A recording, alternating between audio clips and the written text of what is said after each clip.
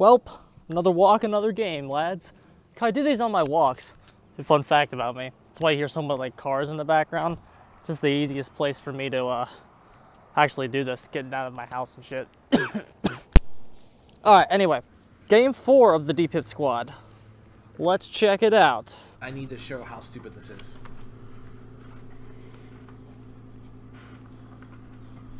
And this is all going to go up on YouTube. This is all going to be game by game. All right, we are at Suffocation Pit, which is where we played the first time. Rough to YouTube, bro. And it's like win or lose, it's going to go up. Suffocation Pit. Yeah, I'm heading towards Suffocation. The thing with independent studies is usually people that do them aren't scared to show the data. They're not really scared. They don't try to manipulate it in any way. That's the biggest difference between independent studies and developer statistics right away. The devs, they always try to manipulate it. They always try to get some reason why it has to be there. They always try to, like, I guess influence it in a way. I'm trying to think about how the best to put this. There's always motivation and reasoning from a business aspect behind what they do, okay? Like, for the biggest example being, look how good Killer's doing, guys, with these recent statistics. See, we don't need to spend money fixing anything. See, that's the point. By releasing those statistics, they were trying to say we're not going to do many reworks. But anyway, beside the point. Independent studies like this are much more honest. All right, I'm going to start moving towards Killer Shack then. If you guys are all off. Killer Shack too. Billy. He's a bleeding. Alright, so like one thing that this type of group will do that better, the one thing that this kind of group does that other groups don't, especially solo queue, is they don't touch the first gens that they see. And that's super important because it confuses the killer. It confuses the killer because spawn locations are a big deal. If you just hop on the first gen you see, the killer can find you in like 15, 20 seconds. If they're good. But spreading out and hitting different gens, and sometimes even going halfway across the map, can be a real pain in the killer's ass. Oh, and again, heading right here. I am in the mains in front of the Killer Shack. There is a gen.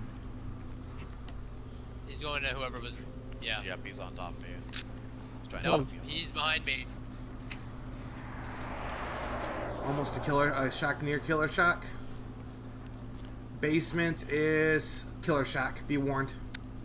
Okay. No room.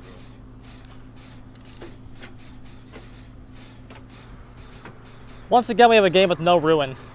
40%.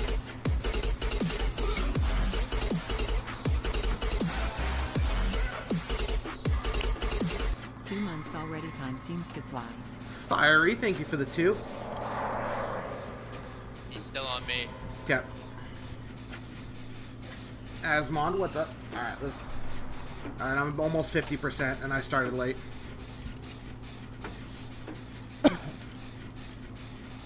80%. Comes the gen rushing, boys.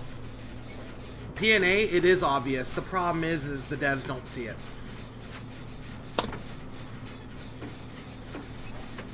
And we're going to be doing this completely perkless. First gen pops at 1 minute and 46 seconds. Aw, crap. Missed a skill check. Nice job, Marth, you dingus.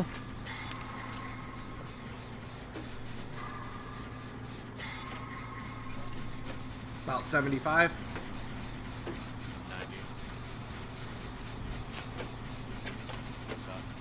Okay, there. Second gen pops at 2 minutes, 7 seconds. Doors is behind Killer Shack. Already know where the doors are, planning to win.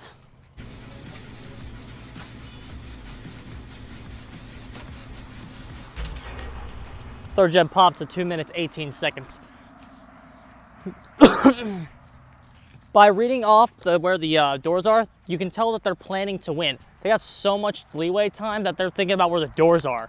They're thinking about where the door. It's a very telling thing that when they're 40% done with the game, about to be 60. Like they're about halfway done with the game and they're already thinking about where the doors are. They're not thinking about, wow, what if the killer downs me? What if we get put in disadvantage state? No, they're thinking about where the doors are. That should be the most telling thing that you've learned from this so far, ladies and gentlemen. I see any on this side.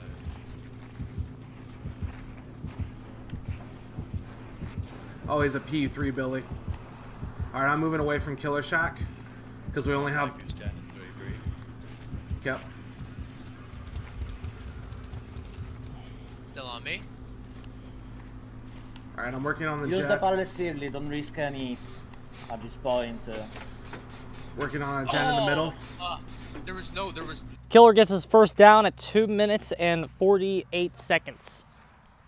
really nothing on the left side of the shack. Oh, he's I in a have a pallet China too. 7%.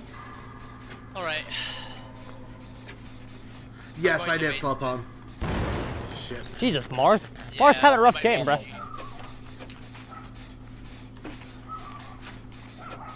Down, I need just a little bit more time. They come for me now. He's leaving. Whoever's right next to me, watch out. He's on me. Alright, whoever's right here can grab me right now, yeah. Yeah, this gen is 99. I'm not popping it for not giving it the notification. Thank Alright. you. He lost. Oh, he found me. The fourth gen pops at 3 minutes, 27 seconds. The other gen's 99. I'm Yep. going for the save. Yeah, he's waiting. Easy. Wet. My gen is 99. You can go for the doors. Yep. I'm running to pop.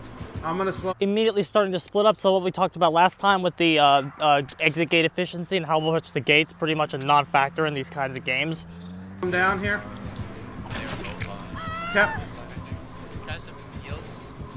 Sure. Actually, no, doors. Fifth gen pops at 3 minutes, 51 seconds. The one thing that, the most interesting thing about this, I wanted to say see the final time before we went into this.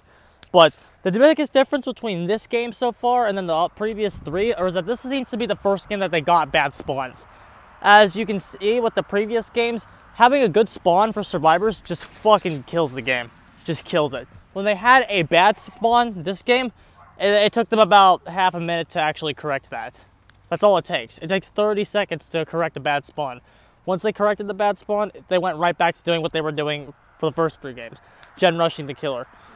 I'll have to watch these back to back and actually compare the numbers, but it doesn't, but the point I'm trying to make, which you don't really need numbers, is it's very clear that getting a bad spawn for survivors doesn't exactly do anything to hinder the power of their role. So fixing the spawn locations like Scott John wants to do is going to be another thing that's pretty much a non-factor. Oh, there is one on that side. Okay. So you go for that one. You go for the one. As you can see there. Watch out. He's right there. I see. Yeah, we can leave Mark to die. There is no problem. Using the red At this point, stain. It's over. Let's go to the killer shack door. I open this and run and leave. They- Notice the silent communication. When the, I don't know that guy's tag. When that guy said go to the shack door, Marth immediately changed direction. Did you notice that? Marth is planning to be the sacrifice. I open this and run and leave. There is no more chance for a double Depip. Yeah, we can leave Mark to die. There is no problem. At this point, it's over.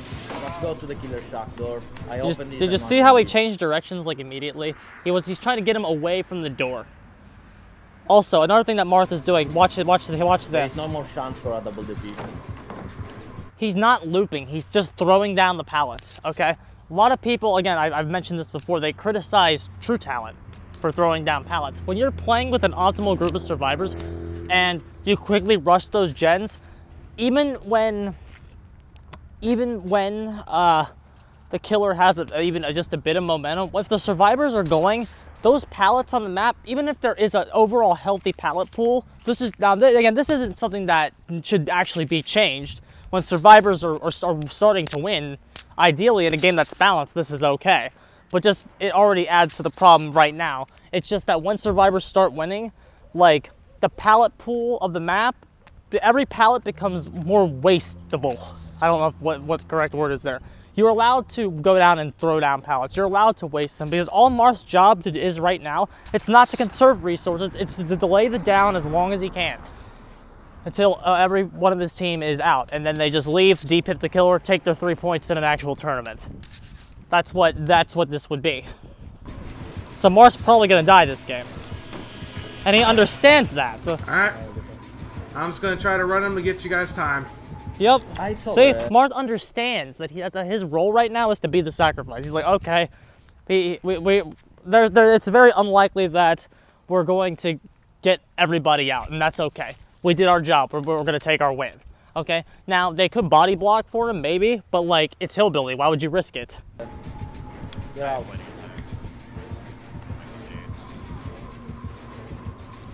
Just get out, boys. Are we leaving Marth? Yeah, just leave me. Go Just away. go. Alright, double. Well, not double. No, Beef got. Yeah, I got got hooked. hooked. There is no one. GG. GG. And that's another Depip. Later, killer. Alright, and just let him hook me. Make that to 4 games. Make it to 4 games. It's really Alright, not there's- that there's difficult. BBQ. People that understand how broken the balance of the game is understands why the sacrifice is important. They understand that. Anyone who thinks the game is like okay doesn't really have a firm grasp on what the sacrifice actually is and what it's there to do. And that's the biggest thing we've learned from this section.